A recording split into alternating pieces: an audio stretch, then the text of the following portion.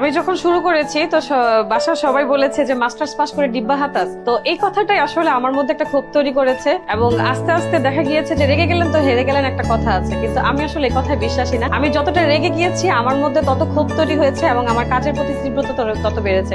আমি এই যে রুমটার মধ্যে প্রায় 1.5 মাস ছিলাম, রুমটার থেকে একদমই বের হইনি। আমার মধ্যে যত ইনোভেটিভ আইডিয়া আছে আমি সেটা বের করে আনার চেষ্টা করেছি। আমার বাসায় আসলে কোনো ধরনের সাপোর্ট আমি প্রথম থেকে পাচ্ছিলাম না। আমি বাজারের ব্যাগ নিজে হেঁটে নিয়ে আসতাম। এটা আসলে মনে হতো যে বাজারের ব্যাগ, একটা মাস্টার্স পাস করে একটা মেয়ে বাজারের ব্যাগ নিয়ে বস্তা নিয়ে রাস্তা দিয়ে আসতেছে, এটা আমার জন্য অনেক বড় ধরনের একটা বাধা ছিল। তো আলহামদুলিল্লাহ আমি এই বাধা অতিক্রম করে এগিয়ে আসতে পারছি, এটাই হচ্ছে আমার অনেক বড় সার্থকতা। আমি যখন প্রথমে শুরু করেছি তখন হচ্ছে রুমের ভিতরেই করতাম। এমনও সময় গিয়েছে যে আমি রাতে গান ছেড়ে ফ্যান ছেড়ে ব্লেন্ডার করতাম, তখন বাসার মানুষ যাতে শুনতে না পায়। আমি একা একা মশলা বানাতাম, একা একা স্টিকার তৈরি করতাম, একা একা পেজ মেনটেন করতাম, যে কোনো সবগুলো কাজ আমি একা একাই করার চেষ্টা করেছি। আসলে রমজানে আমরা সবাই পেঁয়াজও খেতে পছন্দ করি, ভাজা পোড়া খেতে পছন্দ করি। তো সেক্ষেত্রে হচ্ছে আমি একটা রেডিমিক্স পেঁয়াজও এবং রেডিমিক্স একটি বেসন তৈরি করেছি। এখানে আমি সকল ধরনের ডাল ইউজ করেছি। আসলে এগুলো তো বাজারে পাওয়া গেলেও দেখা গিয়েছে যে যে কোনো একটা ধরনের ডাল থাকে, তো আমি হচ্ছে বিভিন্ন ধরনের ডাল ইউজ করেছি এবং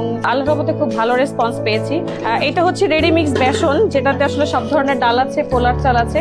এটাও রেডিমিক্স পেঁয়াজুর ডাল, যেটা হচ্ছে পেঁয়াজুরটা আসলে একটু আধা ভাঙ্গা থাকে, এটা তো আর এতটা ফিনিশিং হয় না। তো এটা হচ্ছে একটু আধা ভাঙ্গা, এটা কিছুক্ষণ ভিজিয়ে রেখে পেঁয়াজু বানাতে পারবে। এখানে সকল ধরনের ডাল আছে। এটা হচ্ছে বুটের ডাল, এটা হচ্ছে মসুরের ডাল, এটা খেসারির ডাল, এটা হচ্ছে পোলার চাল, এটা হচ্ছে মুগ ডাল, এটা হচ্ছে মাসকলার ডাল। এই সবগুলো ডাল আসলে মিক্সড করেই হচ্ছে আমার এই পেঁয়াজু মিক্সড এবং এই বেসন মিক্সড।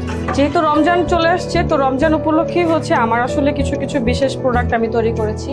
এই মুড়ি মাখা মশলাটা দিয়ে মাখলে আসলে আর কোনো মশলা দেওয়ার প্রয়োজন থাকবে না। তো এইটাও 6 মাসের মতো বাসায় রেখে খাওয়া যাবে। আমরা অনেক ধরনের আচার আছে না, আচারও তো আমরা দেখা গিয়েছে যে 6 মাস 1 বছর রেখেও খেতে পারি। যেহেতু আসলে একটা হোমমেড ফুড, আমি আসলে কোনো ধরনের প্রিজারভেটিভ বা হচ্ছে কোনো কেমিক্যাল ইউজ করছি না। আসলে বাজারে সহজত অনেক মশলাই পাওয়া যায়, কিন্তু কিছু কিছু মশলা আছে যে আমরা ওটা ইউজ করে থাকি না। তো আমি আমার মশলা এরকম নতুনত্ব আনার চেষ্টা করেছি, বিভিন্ন ধরনের মশলা এনেছি যেটা আসলে সহজাত না।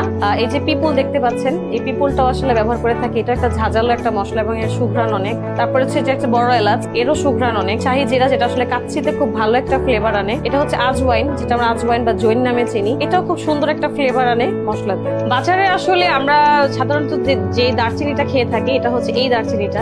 আসলে দারচিনি হচ্ছে এইটা। আমি আমার মশলাতে সবসময় ভালো প্রোডাক্ট ইউজ করার চেষ্টা করি এবং যেটা অথেন্টিক, সেটা আপনারা দেখতেই বুঝতে পারবেন যে দুইটা দারচিনির মধ্যে কতটুকু পার্থক্য আছে। এইটা হচ্ছে আমার ওই মুড়ির মশলাটা। আমরা যেমন ঝালমুড়ি মামাদের হাতে একটা মুড়ি খেয়ে থাকি, আসলে ঝালমুড়ি মামার এই মুড়ির যে মজার একটা রহস্য, আমার এই মুড়ির মশলায় হচ্ছে এমন একটা ফ্লেভার, এবং ঝালমুড়ি মামার যেই ফ্লেভার এবং স্বাদ, সেই মশলার স্বাদটাই হচ্ছে আসলে পাবেন। আমি আসলে মূলত পেশায় একজন শিক্ষক, বাসায় চাপে পড়ে হচ্ছে চাকরিও করতাম, কিন্তু আসলে আমার মনে হচ্ছিল যে চাকরিটাতে আমি ওরকম সুইটেবল করতে পারবো না দেখে ব্যবসাটাতে নিজে শ্রম দিয়েছি এবং নিজে বড় করার চেষ্টা করেছি। আমাদের দেশে আসলে প্রচলন আছে যে অনার্স মাস্টার্স পাস করে আমাদের চাকরি করতে হবে। তো আসলে আমিও শুরু করেছিলাম, আমিও ভেবেছিলাম চাকরির জন্য পড়াশোনা করব, চাকরি করব।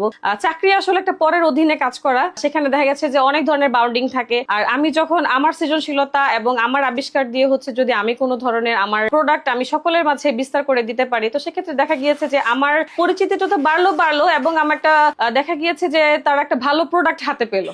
আমাদের বাঙালিদের মধ্যে একটা প্রচলন আছে যে আমরা যে কোনো মশলা পাটায় বেটে খাবো। তো আমি আসলে এমন একটা ইনোভেটিভ আইডিয়া চিন্তা করেছি, আসলে পাটায় বাটাবাটির ঝামেলাটা আসলে আমাদের আর করতে হচ্ছে না। আমার এই মশলাটা আসলে এত মিহি এবং এর টেক্সচারটা আপনারা দেখতেই পারবেন যে এটা আসলে বাটা মশলার একদম স্বাদ তো আনবে এবং তরকারিতে এমন একটা গ্রেভি ভাব তৈরি করবে যেটা আসলে খেলে কেউ বুঝবেই না যে এটা আসলে গুঁড়া মশলায় তৈরি নাকি বাটা মশলায় তৈরি। আমি রুমে একা বসে বসে আমার এই স্টিকার গুলো হচ্ছে আমি নিজেই ডিজাইন করেছি। আমি কারো কোনো ধরনের হেল্প নেইনি, আমি একা একা সব ধরনের আমার এই মশলা ব্লেন্ডার করা থেকে, মশলা তৈরি করা থেকে, তারপর হচ্ছে স্টিকার তৈরি করা থেকে সব কাজ আমি একাই করেছি।